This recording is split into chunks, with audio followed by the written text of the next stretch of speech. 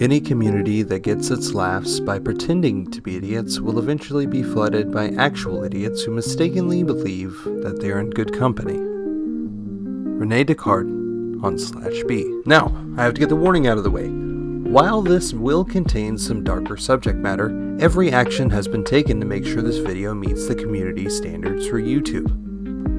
What is an incel? Is it a person incapable of meeting a partner? Is it someone embittered by the inability to find love? Is it someone who isn't Chad-maxing, thus being face-mogged into a black pill? What is a Canthal tilt? What is looksmaxxing? More importantly, what the hell did I even just say?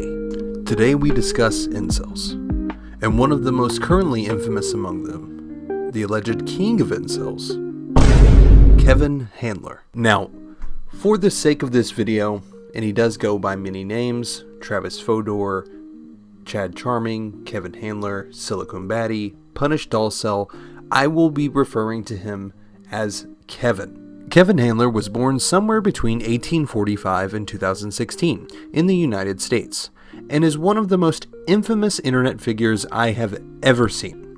He rose to a certain level of popularity from his Facebook post decrying women other than his trad wife sex doll Shannon, who has eyes for no other man.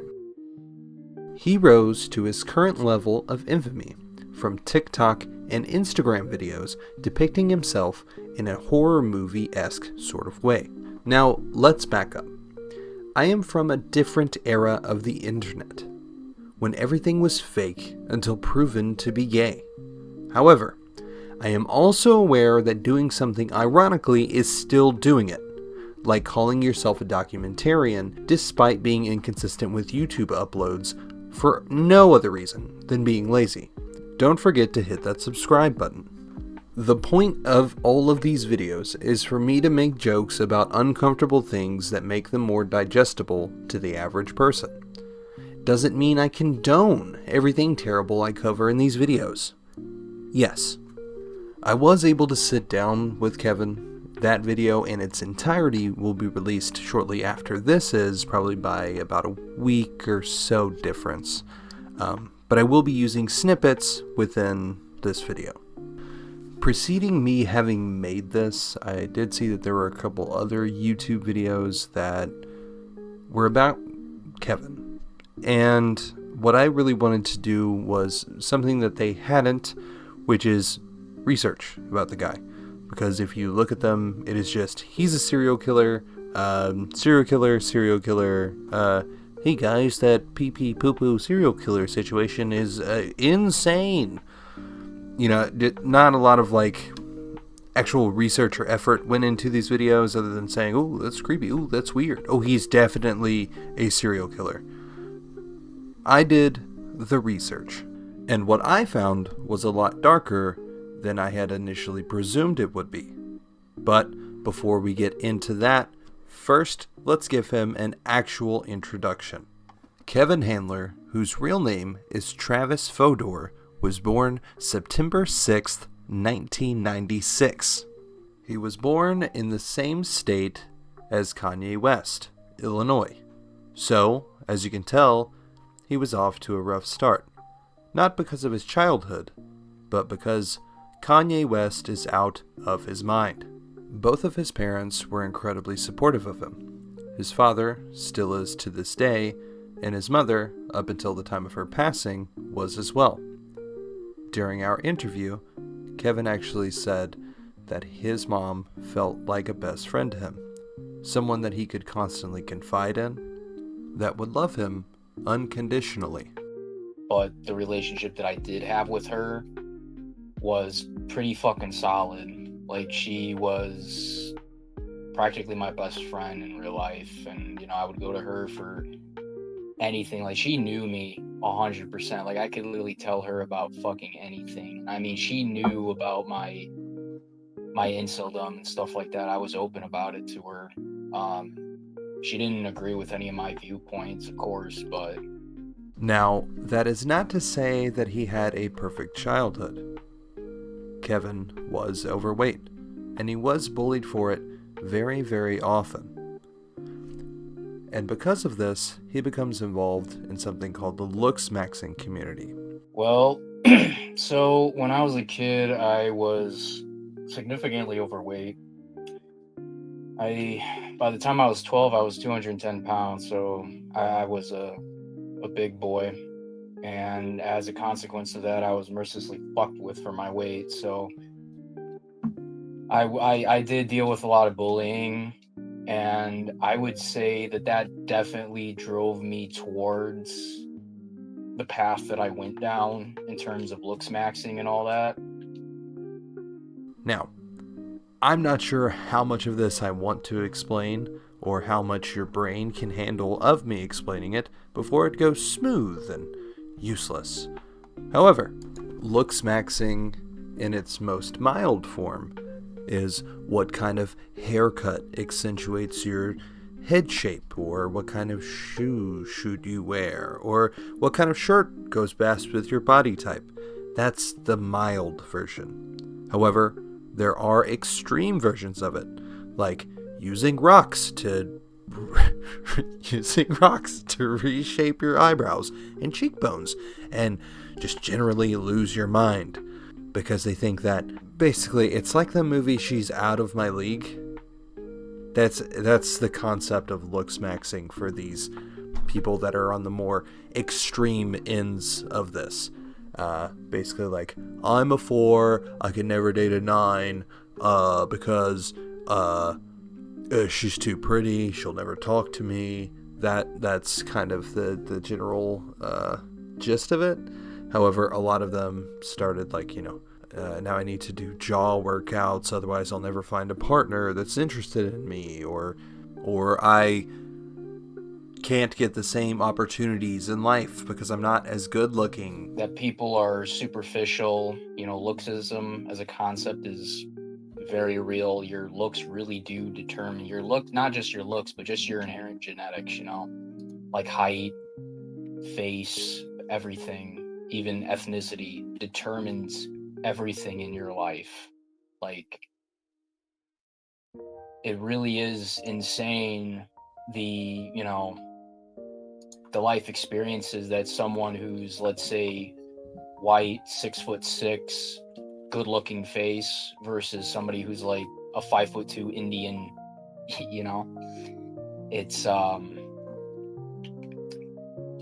it's really insane just how much your appearance matters in life, and the black pill is just the reality of that. Looksmaxing probably needs its own video. I might make one in the future, but for right now, let's stick to what's the most simple: looksmaxing and black pilling. So he got into the looksmaxing community.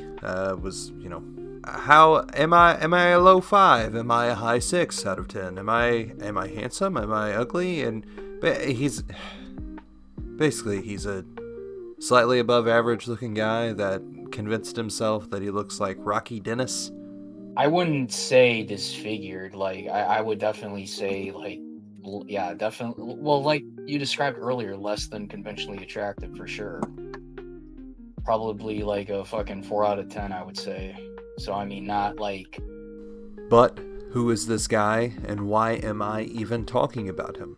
Well, that is because Kevin made some TikTok videos that caught the attention of the general public, as well as some YouTubers. I am going to play a couple of those for you now, back to back, just so that you have a frame of reference or an understanding of what may have made so many people upset.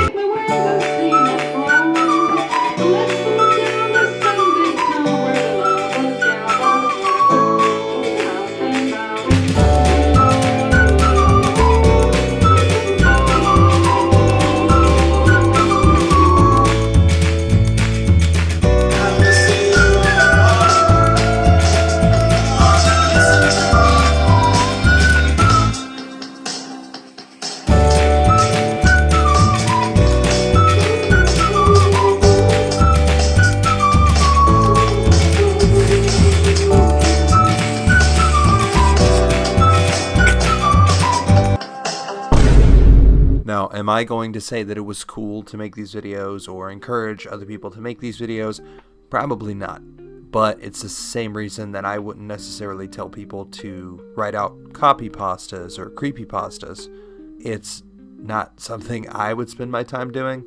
The problem comes with the reaction. It is well within reason to say something like that. It's fine to say that these are weird. The problem comes with the whole serial killer things. He must be hiding bodies. Which, if you have the access to the information, you can put the clues together, that's perfectly fine. If it's something that you can substantiate, that's absolutely fine. And that's what I wanted to do. And as a matter of fact, it is what I've done. Now, one of the things that I found when I was looking into him, and this is the first deep dive that I actually went into, and that is the Machete Incident. So obviously I was not there, and there is no video evidence of this, so I will be reading off the newspaper story, presenting some of the facts of the case from the court paperwork, and then he will be explaining his side of the story. A Joliet man is facing misdemeanor charges after he ran towards a juvenile while wielding a machete and then used the blade to damage his cell phone. Court records show. About 7 p.m., June 23rd, this is of 2020, officers with the Forest Preserve District of Will County were sent to Runyon Forest Preserve in Lockport in response to a call of up to 15 juveniles reporting that a man had chased them with a machete, according to Forest Preserve District Police Chief Tracy Chapman.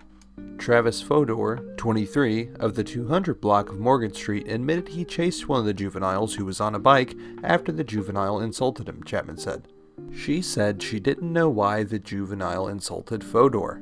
I can only assume, personally, that it was because of his weak canthal tilt, and because his jawline does not look like that of a warrior poet. If you skip mewing day, it will come back to bite you one way or another. She then said that Fodor used the machete to damage a cell phone that belonged to another juvenile that was left on a picnic table. Fodor was arrested and released of his own reconnaissance. Chapman said Fodor was processed at the Forest Preserve police station, and she did not have a booking photo of him. On July 8, Fodor was charged with aggravated assault with a deadly weapon and criminal damage to property. He entered a plea of not guilty to both charges. A judge ordered Fodor to have no contact with the victim in the case. Now, here is Kevin's explanation of the events as they unfolded. So, for context, before I really get into it, I live across from a forest preserve. The entrance is in front of my house. The parking lot and the entrance. So, since I was a teenager, around age 14, I would go in there with the machete and clear the trails, just because the people who actually take care of the park, like the park district, they started neglecting it around, the time that I was that age. And they actually used to pay a groundskeeper to go back there and literally do the same shit that I was doing, just clearing the trails. And because, they stopped paying this guy to do it, it got overgrown. So for almost 10 years, I would go in there and clear it, try to clear it out myself, and other people in my neighborhood would too, because I basically live in redneck suburbia. So, people would go in there, clear it up so they could ride their dirt bikes, hike, whatever. So, to get to the point, fast forward to 2020, I was 23 years old, and this happened June 23rd, 2020. So I was doing my usual bullshit, clearing it up, and then as soon as I exited the trail, there's a group of 15 high schoolers at the picnic table area, which is about I would say 30 to 50 feet away from the entrance of the trail itself. So they were pretty far away, but the one guy saw me holding the machete and he was like, "Hey pussy, give me your knife." So I flip him off and decide to walk away. But then he followed me and he was threatening me, threatened to fight me and shit. And I knew that if shit got real, his friends would immediately rush to back him up. So I was like, well, I don't want to get fucking jumped and have my skull caved in. So I decided to unsheath it. I told him to back up, back off. He kept doing it, kept threatening me and shit. So I chased him out. And then they called the cops. I got arrested. And, because I had no prior offenses, I didn't spend a single night in jail. I didn't even spend the night in jail. I didn't have my mugshot taken, nothing like that. And it was considered a Class A misdemeanor. Another accusation that has been levied against Kevin is that he is a bitter incel, one who wishes harm upon women, which, given the fact that he makes posts like POV, I'm trying to mimic your screams in an attempt to become a more believable woman, or making posts such as, she likes it when Papa Bear cleans out her pretty little... I am not going... It's on your screen. You read it. It's easy to see how one would surmise, or possibly surmise, and no offense to them, God bless them, they normally look like they're in a polycule, would arrive at the conclusion that he wanted harm to fall upon women. Which, hey, I totally get it. The guy saying women can't love men and dancing around to Goodbye Horses wearing a skin mask. Obviously, you may come to that conclusion. You also have to realize that it is a character, even if it's a character that makes you uncomfortable. As bluntly as I could, I asked him about his feelings in regards to violence towards women on behalf of incels or incels that encourage that sort of violence to befall women. And this was his response. Well, in terms of attracting that kind of audience, I mean, it's expected given the stuff that I post about, but I definitely do not agree with anybody who talks about anything regarding violence. Like, I do not condone any of that shit. Any of the more extreme incel viewpoints, like, I do not, I'm not on the same page as those guys. At this point, you may be thinking, Andrew, it sounds like you're defending him and like you've given him a chance to defend himself.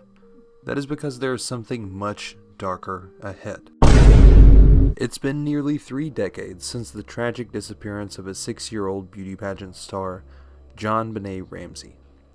But new whispers have been emerging in Boulder's shadowed corners. Most believed this case would never be solved, but in 2025 a mysterious figure emerged from obscurity, a man named Kevin Handler. Handler had never been a part of the original investigation. He had no family ties to the Ramseys, no business dealings, and no official record in Boulder County. But his name surfaced in a newly declassified FBI file, redacted and weathered, with only fragments readable. One line, however, stood out. Subject: Kevin Handler, linked to unidentified fibers recovered in basement crawlspace. Kevin had spent years hopping between identities, working as a children's party coordinator in several states, but his last known job? At a children's Christmas gala, held at a mansion only 4 blocks from the Ramseys' home. His specialty was winter wonderland sets, complete with artificial snow and miniature castles. Some say he had a habit of taking extra photos after the families left. Retired Detective Linda Grayson was the first to question why Handler had never been interviewed. She dug through decades-old police logs, discovering a curious note. Individuals seen loitering outside Ramsey residence on December 23rd claimed to be delivering gift basket. However, there was no record of such delivery. The final twist came when Grayson tracked down one of Kevin's former roommates, who had recounted a chilling moment from 1997. He had this doll, the roommate recalled. Brown hair, pageant dress, tiara. He kept it locked in a case, said it was a reminder of something beautiful. that was taken too soon. Though there's still no hard proof, many now believe that Kevin Handler may have been the silent shadow and one of America's most haunting memories. A man who slipped through the cracks, leaving behind only questions and a decades-old photograph with a blurred figure lurking in the background. But Kevin's involvement in the deepest, darkest depravities to face American citizens does not end there. Khalid Sheikh Mohammed, who's more commonly known by his screen name Kevin Handler, was a Kuwaiti Al-Qaeda member born in Illinois who originally proposed the concept of using commercial airliners as weapons to Osama bin Laden in 1996. Bin Laden improved the idea in 1999, transforming it from a personal ambition of KSM into an Al-Qaeda operation, codenamed the Plains Operation. The attack was designed to target U.S. symbols of economic, military, and political power. Handler recruited 19 operatives, most of them from Saudi Arabia, with a few from Egypt, UAE, and Lebanon. Muhammad Atta, commonly known as Shannon, became the lead hijacker and tactical leader. But Kevin's depravity doesn't even end there. He also planted the glove at O.J. Simpson's girlfriend's house, Nicole, because O.J. Simpson would not do something like that. Now, there may be some timeline inaccuracies in the things that I've said, but Kevin acts in a way that I don't approve of. So accusing him of things such as being a serial killer or doing 9/11 is fine. He also recast Ghostbusters for an all-female cast. He delayed GTA 6. He took away the Double Witch at KFC. He directed the series finale of The Sopranos. Now, obviously I'm doing all of that in jest, and I'm using it as a literary device to say, like, just because I don't approve the way that someone acts doesn't mean I get to accuse them of being fake things or make up a narrative about why they do what they do or even what they do. If there's legitimate reasons to dislike someone, dislike them for the legitimate reasons. You shouldn't have to make one up. Obviously, like, it's weird to dance around in a skin mask in a basement, but he's just trying to be like a creepy character, which, like, if you're spending all of your time watching serial killer documentaries, what are you missing? You like to be part of that slasher culture. You like to be kind of uncomfortable with what you're looking at there. But to levy false accusations against him isn't even, like, he's not even an incel. Okay? I mean, he does have a sex doll, which that is true, but, like, man, just stick to grounded and realistic criticisms. It's not that hard. Like, you can say that the looksmaxxing stuff is weird. You can say that the blackpilling is weird.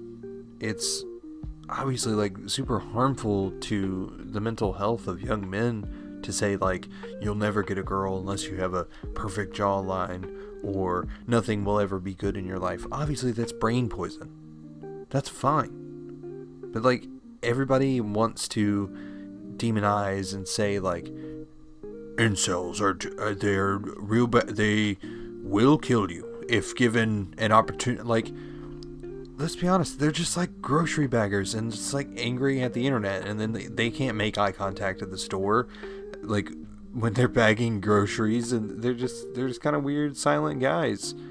This one kind of paved a way into, like, people's brains, which look, don't get me wrong, I'm 100% for bullying.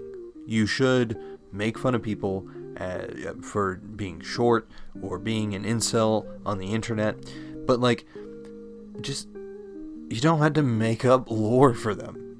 That's fine. Like, I did it, obviously, as, like, a literary example, but I'm gay. So, that, like, I don't know, all of this is just to demonstrate that if you had a normal conversation with a guy, you wouldn't have to make up YouTube videos about how someone's a serial killer. You can instead make up YouTube videos about how they did the O.J. Simpson thing, I guess is the takeaway here. Either way, keep an eye out for the interview. Thank you guys for tuning in. Much love.